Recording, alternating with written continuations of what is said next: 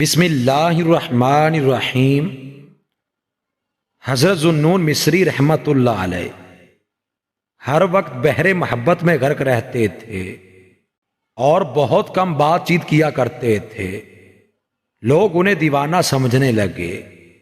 اتفاقاً موسم گرما میں ان کا وصال ہو گیا۔ گرمی کی شدت کی وجہ سے لوگ ان کے جنازے پر شریک نہ ہوئے۔ چند کامل الایمان حضرت کا جنازہ لے کر چلے۔ جو ہی حضرت کا جنازہ روانہ ہوا، پرندوں نے آپ کے جنازے پر سایہ کر دیا۔ یہ حال دیکھ کر اہل شہر ان کے جنازے کے ساتھ ہو گئے۔ راستے میں ایک مسجد میں نماز کے لیے میت کو رکھا گیا۔ نماز کا وقت ہو گیا۔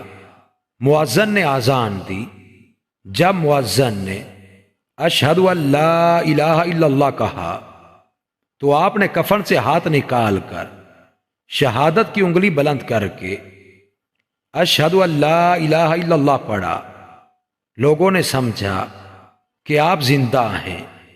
کفن کھول کر دیکھا تو آپ مردہ تھے، لیکن آپ کی شہادت کی انگلی اسی طرح رہی۔ آخر آپ کو دفن کر دیا گیا۔ دوسرے دن لوگوں نے دیکھا آپ کی قبر مبارک پر نورانی خط سے لکھا ہوا تھا کہ ذوالنون حبیب اللہ نے اللہ ہی کے ذوق و شوق میں جان نثار کی۔